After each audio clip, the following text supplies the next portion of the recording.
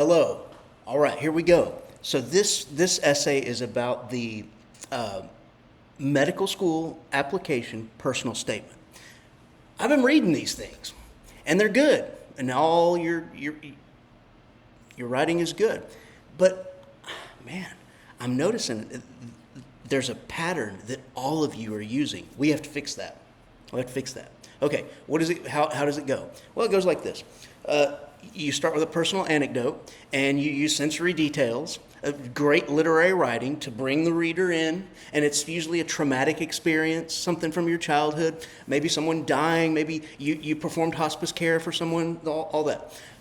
And then you roll into the next is your clinical experience. You went to cook wherever. You guys are amazing students. You've been all over the world doing all kinds of Doctors with Borders, all that. I get it. And then you roll it back, and it's like you tie it up with a ribbon, and you end where you began. You bring your the personal experience back down into the last thing. I mean, that's good, and it's even great the first 1,000 times. And so what? Okay, so here's what we're going to have to do. This is not your college entrance essay. It's different. Okay, that's different. Okay, this is not your resume. You know this. All that stuff is on your resume, right? Okay, but it's also not a letter of recommendation. And it's different. It's qualitatively different. And you're going to have to show the X factor. You're going to have to show your voice. And the X factor is the absolute hardest thing to teach. I'll take a crack at it. Okay. Number one, you're going to want to take a compositional risk. Yes, indeed. I know what the prompt says. I know. It says blah, blah, blah, blah, blah. But the people, take it from me, someone who has read, you guys, I'm embarrassed. I'm embarrassed to tell you how many essays I've read and graded. I'm not going to, it's pretty embarrassing. So take it from a person who has done a lot of grading essays and reading essays, that when they answer the prompt, I'm sorry, they all start to sound the same. How am I going to differentiate you from your peers? If you want to be persuasive, tell them what you're going to tell them, and then tell them what you told them. So here's what I'm going to tell you. I'm going to give you 5 options. You will do what you think is best for you. But I'm going to give you 5 options, 5 structures that might work. And I just came up with these today. It's just I don't know. So okay, here we go. Number 1, a failure. Not a failure, not something you overcame. No, you really failed. Number 2, the art of noticing. Okay? Number 3, this I no longer believe. Woo-hoo! Okay, number 4, I still don't know. It's something that I still don't know. I'm perplexed by this one thing, and I still don't know. And number 5, a hyper-specific mission that you might be on to do something. Okay, let's start. Number 1, this is a real failure. Students, I failed calculus. I did. I failed calculus at UT Austin. I swear. I stayed to the end. I took the final. I failed. On my transcript, I have an F. An F for we didn't have Q drops back then. I'm so proud of that F. I don't know. And I can sit here and I can tell you my professor sucked and he got lost in his own problems, which is all true. But that's not the point. The point is, just like Tony Hawk says, you gotta learn to fall off your skateboard before you can learn to ride it. You, in this essay structure, you admit a failure. And it doesn't have to be calculus. One time, I used to be a radio technician. One time, I wired up this piece of equipment wrong. I crossed the wires, and I blew up. I blew up a whole panel full of stuff, man. I mean, like literally, I tore up a bunch of stuff. So after that, they called me Sparky, but that didn't last very long. I was really a good technician, but I screwed up that day. Now, what do? You have to be big enough to make yourself small. And from that vulnerability comes great ethos.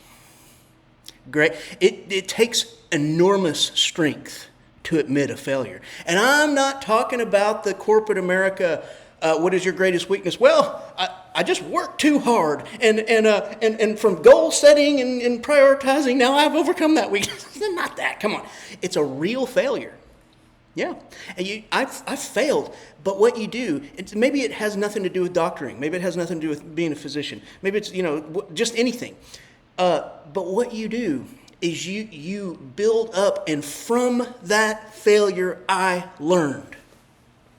Because if you show me someone who has not failed, what are they all going to sound like? All of the essays. I did so great, I'm good. Da, da, da, da. You come on there and you say, I really screwed this up. I failed bad. That vulnerability draws the reader in, and you really failed. I mean, you didn't overcome it. I really screwed it up. Well, but what you learned is that failure is priceless. Failure is how you learn. Failure, as a doctor, you will fail. Doctors fail all day long in 100 small ways, and sometimes big ways. And if you've never failed, then you might fail bigger next time or the first time. So learn to fall off your skateboard. And from that failure, you develop some quality. Now, I know all the skills that they want you to have as a physician and all that. Just forget about all that stuff. Please, for this, I need you to tell me, you failed. What did you learn from that failure? And it can be a personality trait, not like something specific. Well, I learned that I should listen more closely in calculus, or go to tutoring. No, come on, man. No. I learned to fail, and I learned to value my failures, and I learned from that failure. I learned in all other aspects of my life how to proceed, how to genuinely grow. Okay, that's number one. Number two, the art of noticing. Oh, you can probably say, "Oh my gosh, this is meta." See right there? See right there? Wow. Okay, that's at El Domo. And I swear to you, I was going to tell this story. I've been working all this out, but I was going to tell you this story. I wrote my novel. I was traveling the world. I wrote my novel. This is my family, my beautiful, wonderful family. But one morning, it was about 6 a.m. I used to write in the mornings, and I wasn't with my family. They would sleep in. I'd catch up with them about noon. And so, but one morning, I was sitting in front of El Domo in Florence, and I noticed how the birds, maybe they're starlings, I don't know, how they reel in great circles around the spires.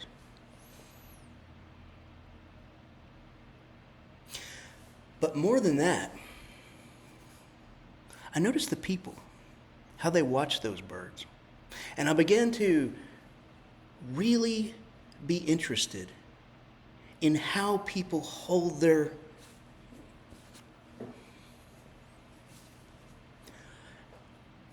and I noticed that you can tell a lot about a person's soul such that such a thing exists, their spirit, by the way they rub their chin, by the way they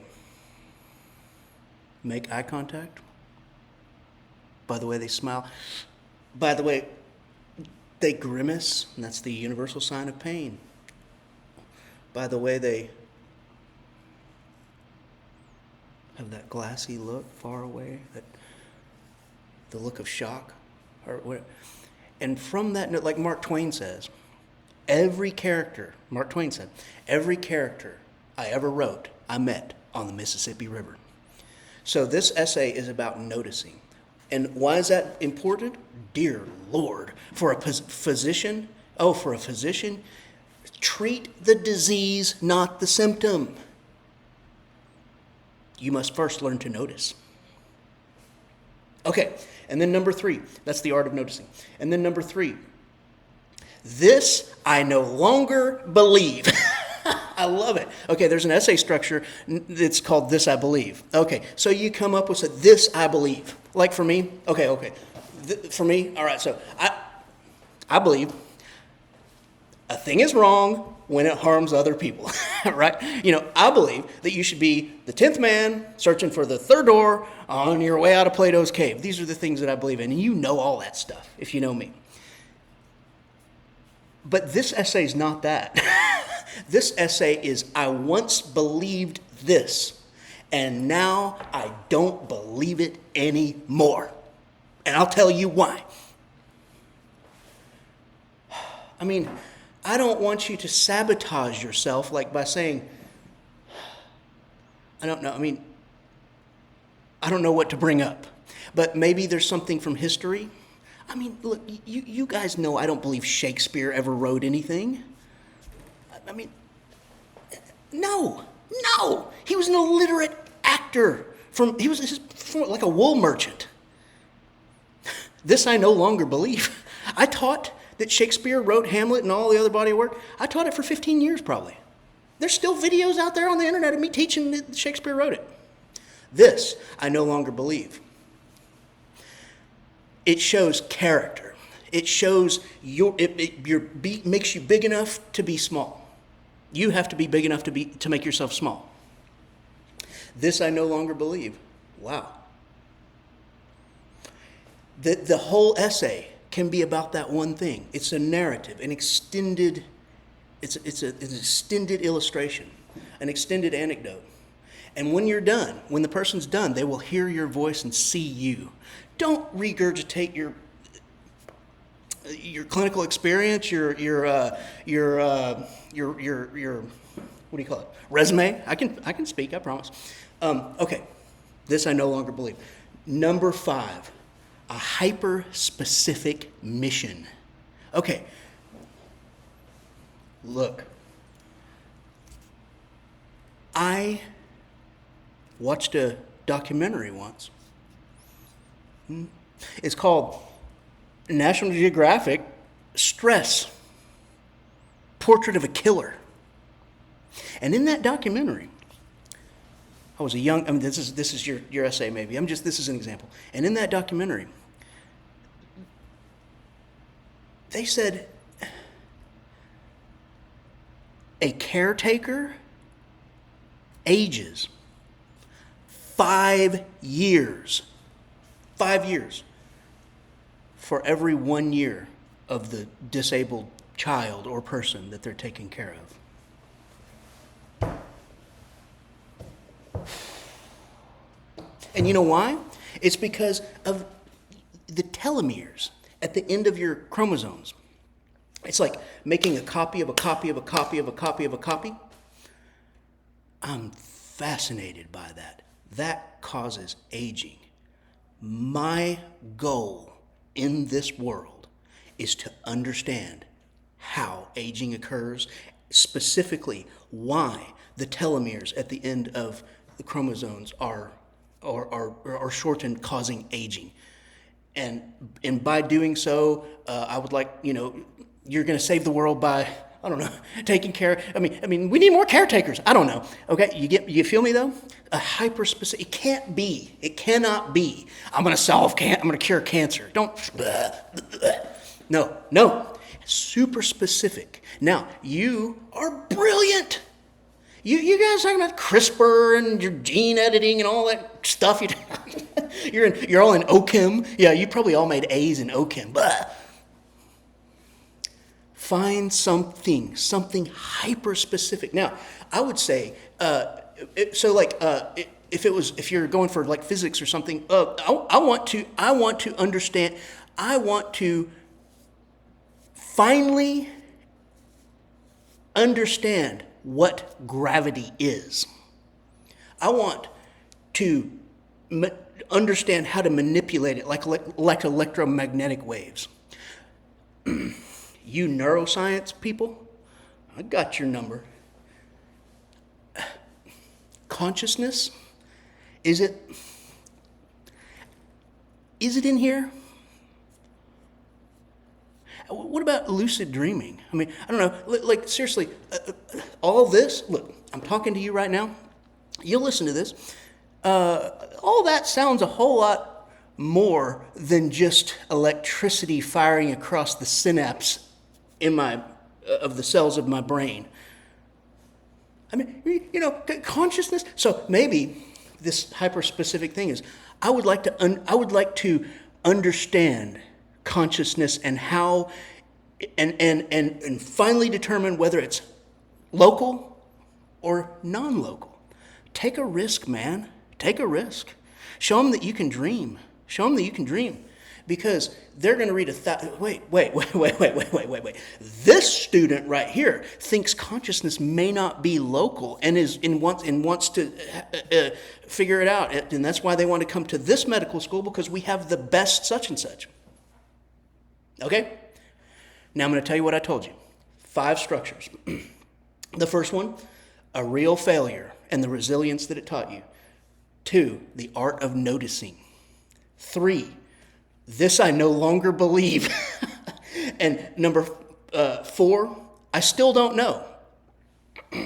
This is something that I think I didn't cover it. This is something that like you come up with this idea. I don't know this, whatever it is. The example that I want to give you is I've forgotten his name, I'm sorry. He's a musicologist, and he was an Austrian. He spent his whole life trying to answer the question, how does music work? Well, he got to the end of his life, and he realized, not only did I not answer my question, I asked the wrong question. I should have asked, what is music? So, number 4, I failed to tell you about it a minute ago, but number 4, this is, I still don't know. So you're making yourself vulnerable. Okay, now I'm fascinated by this. I don't understand it. Boom, boom, boom, boom, boom. And I still don't understand it. And that's why I want to come to your medical school. Okay, so back to telling you what I told you. Number 1, a failure and the resilience it taught you. Number 2, art of noticing. Number 3, this I no longer believe. Number 4, I still don't know. And number 5, a hyper-specific mission. All right, students, let's do it. Let's save the world.